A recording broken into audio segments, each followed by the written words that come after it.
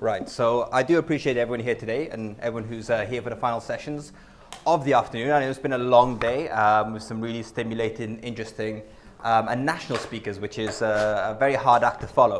But it's also very pleasing to see so many people still in the room, because I was concerned people would be slipping out at the last break. What I'm going to talk about today is essentially the same topic as the panel: the changing loci of authority. Where is authority going? Where does it emerge from?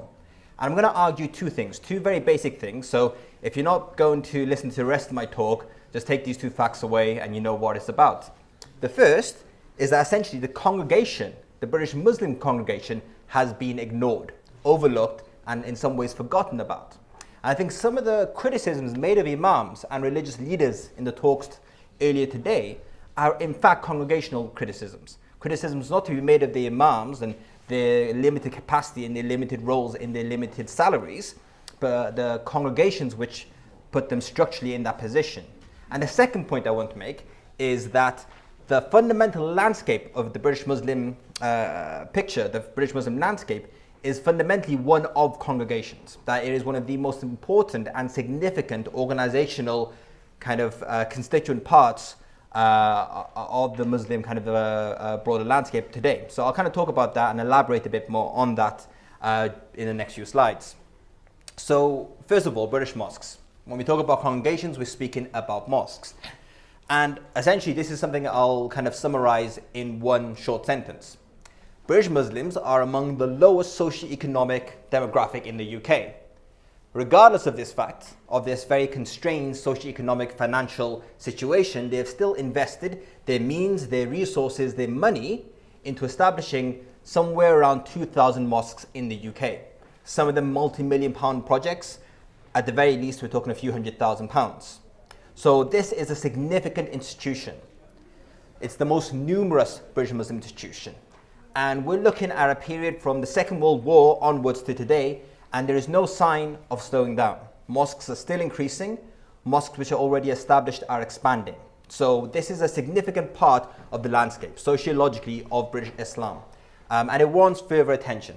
And it warrants underlining as something which the British Muslim community at large, not authorities, not necessarily imams, value, because they've invested their resources and their money into making it a reality. But in the literature, there's a patchy, kind of partial picture. So my own doctorate, my PhD, was a single case study of a single mosque. And that was something, an ethnography, which hadn't been done before. Now, if you look over to congregational studies in Christianity, the kind of ethnography of a church is something you might give to an undergraduate student as kind of like a staple introduction to social studies or ethnographic kind of projects. But still, and I've been trying to disprove this statement, my doctorate was the very first ethnography of a mosque, which is an interesting element. And it's a sign as well that the literature hasn't considered the individual mosque. How does it run? How does it work? Who established it and why? But there's also an absence of insider perspectives. Very often the mosque is situated in a landscape. The mosque is situated in a geographic landscape, or it's situated in a national landscape. It's looked at as a site of conflict and controversy. It's viewed in terms of its relationship to neighbors or to the media landscape, but very rarely is the life and daily activities of that mosque taken into account from those who use it. And so that's partly my argument, that the literature hasn't really considered the mosque. But we can go further than this and actually look at another little blind spot. So if you look at the literature, which does consider the role of mosques, imams, and committees, the congregation is very rarely mentioned. And you can just do this over and over again. So Philip Lewis writes about how imams seek freedom from control of conservative mosque committees. Stephen Jones and others write about the majority of mosques being run by local lay committees, with the imam sometimes being a minor functionary. Shanahan, who looks at gender in mosques, kind of talks about the privileging of male attendees. And the same emphasis is in European and in American studies of mosques. Now, each statement, each sentence is absolutely true. It's not an incorrect statement. But when the literature keeps repeating the statement, imams and committees, you're given a misleading picture. And the picture you're left with is something like this. The Imams and the committee are the two fundamental leadership elements, and the congregational element is forgotten. The congregation, who comes to the worshippers, the daily congregants who make that mosque a mosque. They're minor partners. They're led from the top. That's the kind of picture you might be given, that the committee has authority, but the question is very rarely asked, how do they get that authority? The Imam has authority, but how's the authority mediated, and how much power does the Imam actually have in terms of his followers and those who listen to him and those who pray behind him? So the congregation becomes very often forgotten. And what I'm trying to do in this talk and in some of my further studies and research is recenter the congregation in that picture and really emphasize the relationship between them. Now, I was thinking about this kind of diagram, and I'm just putting diagrams in just because everyone needs some visual input sometimes, especially this late in the afternoon. So I was thinking, how do I do as a diagram of a pyramid? Do I put the congregation at the top or at the bottom? How do I picture it out? And I think there's an element of which there is this kind of circular relationship. So the congregation are responsible for the committee are responsible for choosing the Imam has some authority over the congregation, and so on. But it's a lot more messy than this. It's a lot more contested than this. And there are lots of ways in which I would argue the Imam and the committee are completely subject to the congregation and their wishes. But that's something which I think needs further elaboration and research and a bit more kind of studies in. But we can start right to the basic form. What is a congregation? What are we speaking about when I say the congregation? And it's something you might associate with Christian studies, but it is also an emerging aspect of religious minorities in diaspora. And Nancy Ammerman, who is a social scientist, religious studies scholar from America, describes it as such. They're locally situated, multi-generational, voluntary organizations of people who identify themselves as a distinct religious group and engage in a broad range of religious activities together. They're usually, but not always, associated with some greater or larger tradition, i.e. a denomination, and the space where they meet may or may not be an identifiably religious building. But congregations do not typically have a regular meeting place, they do typically have a regular meeting place and a regular schedule of activity. So Amman, rather than locating the congregation as a Christian form, actually argues that it is a Jewish form of organizing. And it's a Jewish form of organizing that dates back to the destruction of the temple in the early years of the first millennium. And during that period, when the temple was lost, the Jewish diaspora created congregations to maintain and support and continue their religious behavior. And since then, a religious minority in any context, a religion in diaspora, will always recreate first and foremost the congregation. So she identifies it first actually as a Jewish tradition or as a Jewish form of organizing before Christian. She looks then at the Muslim congregation. I'm not going to read this one out, but she does start identifying the features. Some of the features of the Muslim congregation is that it's very loose and porous. So Muslims will choose to go to a mosque not necessarily based on a theology or denominational identity, but very often based on geographic accessibility. So they'll go to one mosque during the workday, maybe one mosque on the weekends. Sometimes it's choices made on an ethnic or denominational basis, but that goes into the mix as well. They're often as well very much focused on the communal ritual activities. So not just the individual sort of prayers, but the Friday prayer is significant, as well as Janaza prayers and the communal fulfillment of obligations. And when we look at this, we can look at it as a new and emerging form of association. So there have been historically congregations, but the way in which the congregation is being established as the foremost religious institute in Britain is significant, and that's because of the fact we have a religious minority, a diaspora context.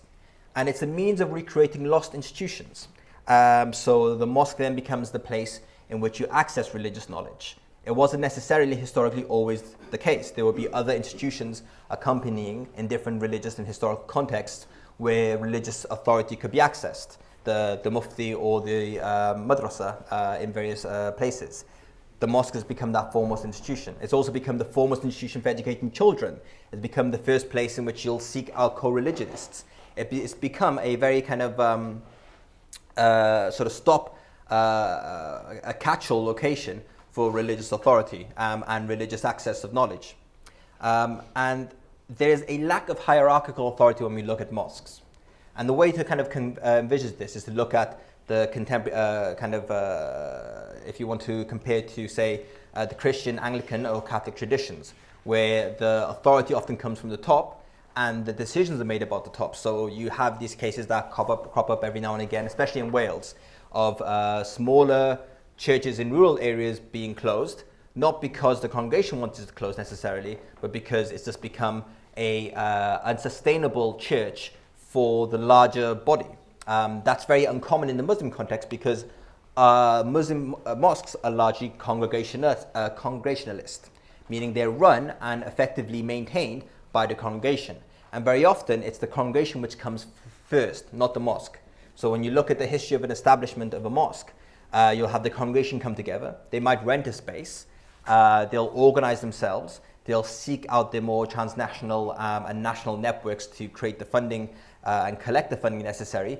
And then the building comes. And then the authority comes. Then the Imams come and the committee. So they often precede that element. And as long as the congregation is there, the rest of the authority is present. Now, in comparing this to the historical context, there's an interesting work by Imams where he looks at the caliphate specifically. But within that book, he argues that the tariqah emerged in Anatolia following a crisis. So you had the Crusades on one hand, and you had the Mughal invasions on the other hand, kind of coming from east and west, both essentially destroying the existing institutions, destroying the existing authorities, and creating a political, social crisis moment. And you had a lack of a centralized or formalized hierarchy. So in Anatolia at this period, there was no clear religious authority, there was no clear Islamic authority to enforce a single epistemology. You had several different conflicting epistemologies, all competing for truth claims about what is true Islam. And on top of that as well, you had then the emergence of new leaders and tariqas as a result of this kind of context. And those who are familiar with Islamic history, especially if you've read Shahab Ahmed's work, The Balkans, the Bengal Complex, that kind of particular geographic historical moment, the tariqah became a really fundamental part of organizing for British Muslims during that historical period.